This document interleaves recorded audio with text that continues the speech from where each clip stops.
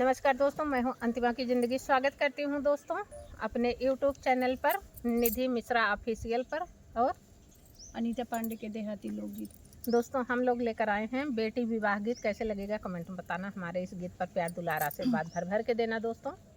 ज़्यादा से ज़्यादा हमारे वीडियो को शेयर करना, खूब सारा सब्सक्राइब करना चैनल को। बस दीदी के वीडियो को शेयर करना बस।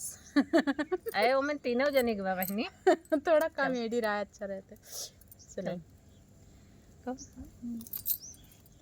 जने बन मोरे बाबा सिकिया ना डोलाई जोगना ना ले बासेर रे लालनवा यारे सुगना ना ले बासेर रे लालनवा तोने बना बैठे हैं दुल्हे कावन रामा तोने बना बैठे हैं दुल्हे कावन रामा दौड़ बेलिया के फूल रे लालनवा यारे तोड़ बेलिया के फूल रे लालनवा फूलवा तोड़न भैले ठीक दोपहरिया यारे फूलवा तोड़न भैले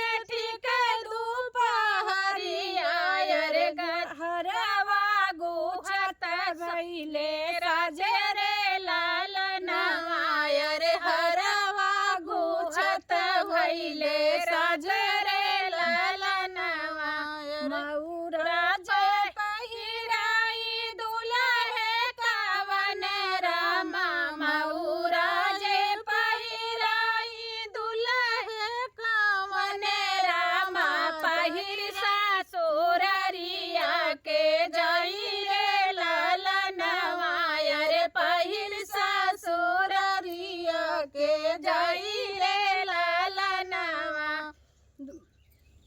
सब के निरैया राती बाराती अरे सब के निहारैया राती बाराती अरे सासु निहारैला मदरे लालनवा अरे सासु निहारैला मदरे लालनवा हंसी हंसी पूछली दुल्हनी देई अरे हंसी हंसी पूछली दुल्हनी कावनी देई सुना दुल्हे अरज हमर रे लालनवा अरे सुना दुल्हे अरज हमर रे लालन कहवा तू पाया दुल्हे बेली के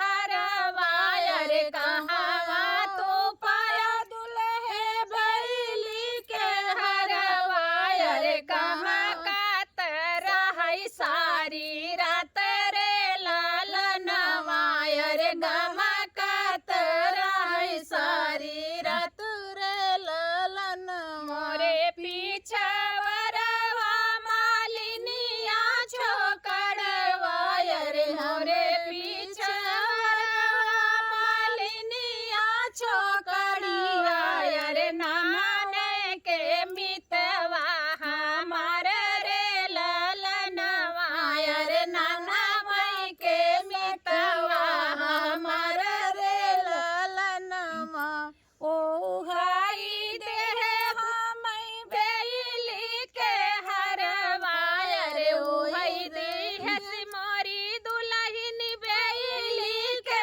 हरवा अरे बहाकात रही सारी रात रे लालनवा अरे बहाकात रही सारी रात रे लालनवा जब हम हो कावन रम के धरिया अरे जब हम हो कावन रम के धरिया अरे मालिनी के दे बहिनी कारी रे लालनवा अरे मालिनी के दे भैया गुजर गई रे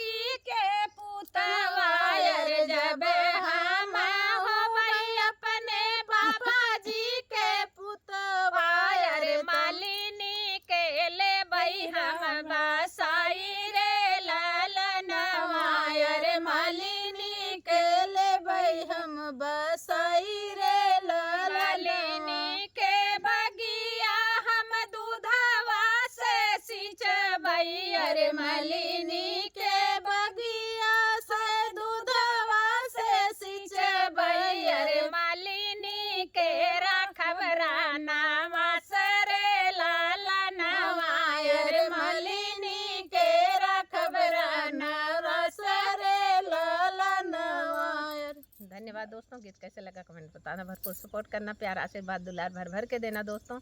इतना मेहनत कर रहे हैं तो कुछ तो प्यार आशीर्वाद आप लोग दीजिए। सही बात है, मेरा वाच टाइम बहुत कम है, समय भी कम है, आप लोग प्यार दुलार अपना देते रहिए और फिर दीदी से ताकि आ जाएं हम मिलने के लिए, तब आप सबको ब्लॉग बना के बताएंगे क्या है आगे चल के। ठीक है।